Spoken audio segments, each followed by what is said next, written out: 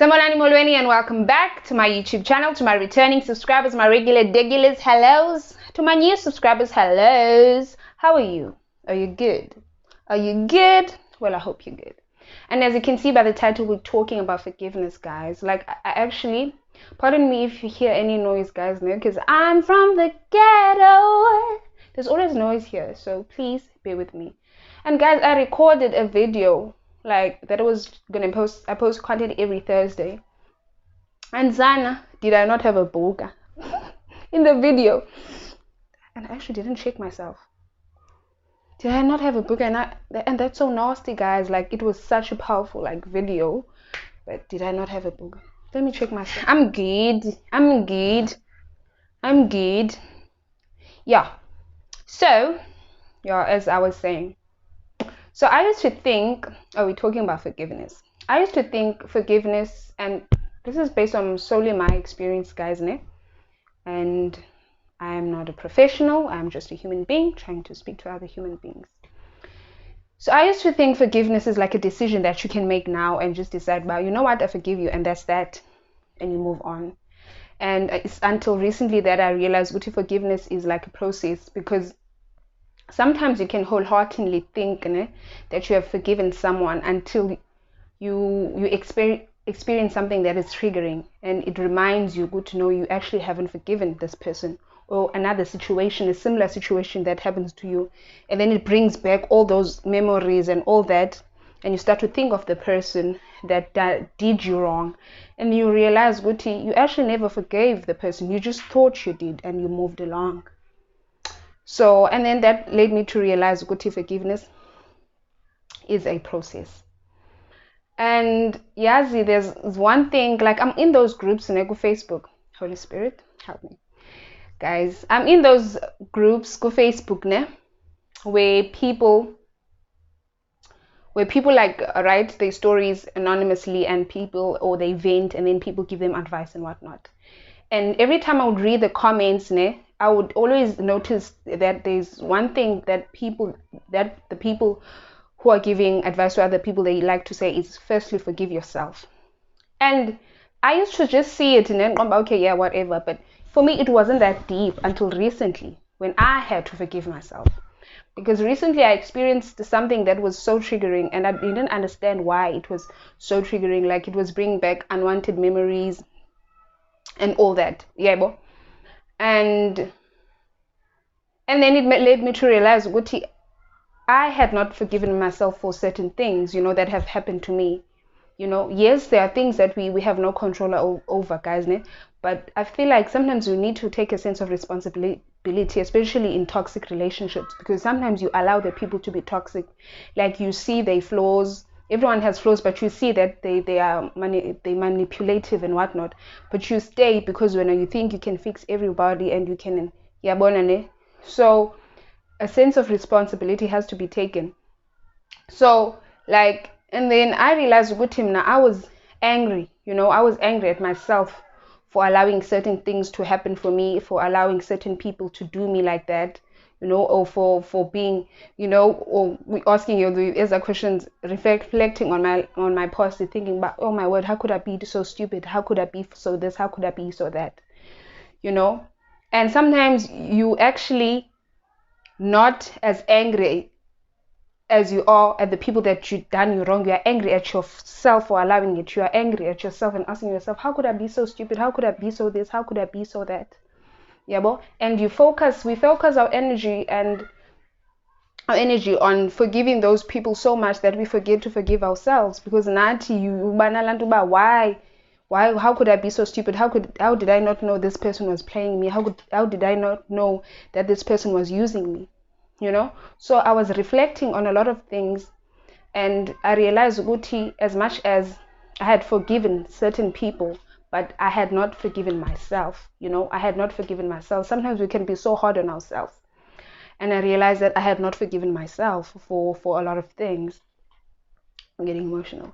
And I realized, Guti, I had not forgiven myself for a lot of things, and I had to relive those moments and all of those emotions and go through it, so that I can actually be at the place where I forgive myself and understand, Guti,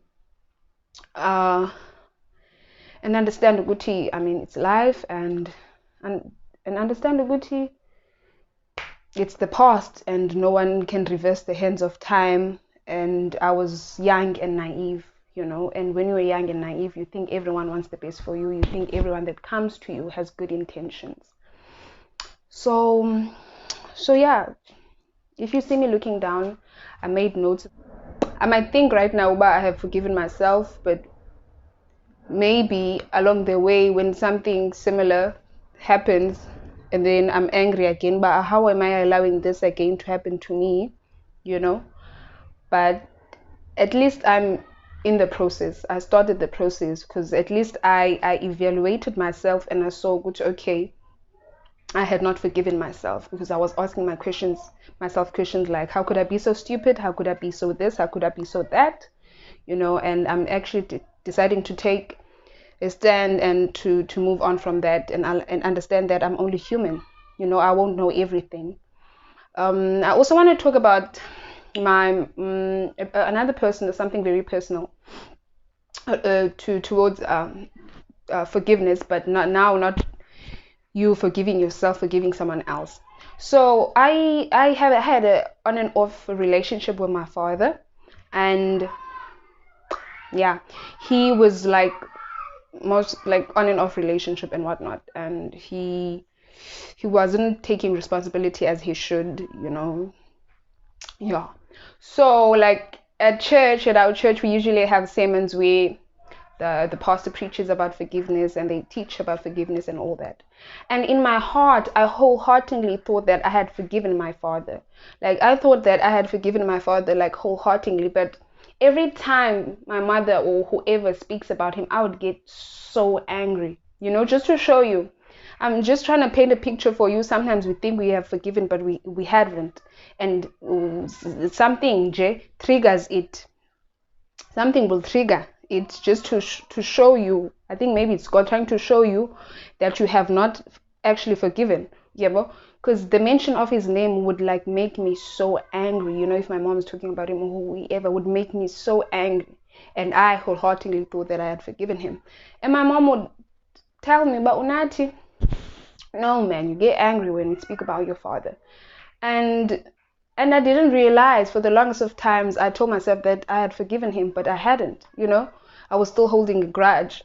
But I prayed, man. So like, if you believe in prayer, please do pray. Like I prayed and I used to pray to God that God heals my heart, and helps me to forgive, and I prayed.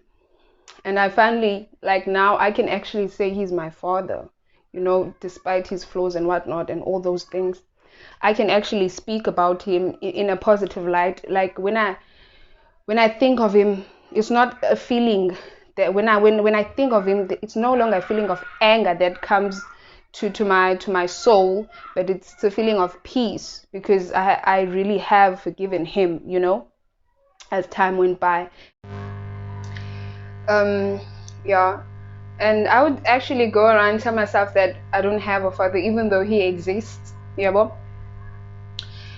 I was carrying so much rage, so much anger towards him. But through the grace of God and through prayer, so if you believe in prayer, please do pray. And I prayed that the Lord will heal me and my heart, And now I literally can call him my father. Like I don't have, like when I think of him, I don't have that feeling of anger anymore, So yeah, and there's something that I saw on social media and I related with it. Someone said, holding a grudge is like drinking poison, and expecting someone else to die. And that is so true to like in regard to forgiving. That is so true because like you're holding a grudge, because this person did you bad. And yes, they did do you bad, and you have every reason and every right to feel any type of way because they did you bad. But now you're holding on to this grudge for the longest of time because you angry, you bitter and all those things because of what they did. But what is funny is that the person that did you bad, they even forget sometimes that they did that to you, and they living their life to the fullest. They forget you are the one who is triggered every time you hear their name, or when you see them, you just triggered. You cannot, maybe when you see, for my case, a father and daughter relationship does not sit well with you. You're feeling some type of emotion, and you are triggered over and over again, you know. So and I related with that, and I think it's true regarding like forgiveness, because not forgiving is like holding a grudge, and at the end of the day it only does harm to you. So it's like drinking poison and expecting someone else to die, you know, because those people be moving on. The people that do us bad, they be moving on, and we be the ones that are holding on to this, you know, pain and this anger, you know. So I really hope, and I'm not gonna lie, like forgiving someone is not easy, because you in your mind, you know that you have every right to feel some type of way, but holding a grudge for the longest of time will only do you bad at the end of the day. So like I urge you to forgive, and it's not easy. I'm not gonna sit here and be like no, it's not easy. It's not easy. It's gonna take some, like, it's gonna take you to like to like, yo, it's not easy. I don't even know what to say, but it's not easy. So, but I still urge you to forgive. Do whatever is necessary for you to forgive. If it's prayer, pray. If you believe in prayer, if it's writing, like, one thing that helps me, it's journaling. In my journal here, you write down all those emotions and you pour them out on your paper, because now you cannot say anything to anyone, because people laugh behind your back when you tell them things that are bothering you. And not all of us can afford to see professionals like a psychologist or whatever. Yeah, so I urge you to forgive. I urge you to forgive. That was our segment of couch conversation here, guys. And I know we usually have couch conversation on my couch, but it is so noisy, guys. Like I live at gas. As I said, I'm from the ghetto. I live at gas, and it's usually so noisy. And here in my room, it's a bit more, yeah. So, but I will try to have again another segment of couch conversation on the couch, and I'll try to bring someone else, guys, because I want us to talk about things that are not usually spoken about, things that will make me uncomfortable and other people uncomfortable, but they are necessary to speak about, like things that are not usually spoken about, guys. But yeah, that's it for me, okay? That's it from me, okay? Don't forget to like, comment, and subscribe. And if you feel as though there's something that I've left out, please mention it down in the comment section, or if you want to add on, and let's just spread positive vibes, positive, you know, vibes and all that. So don't forget to like, comment, subscribe, hit the notification bell. Thank you so much for watching. See you on my next one. Bye.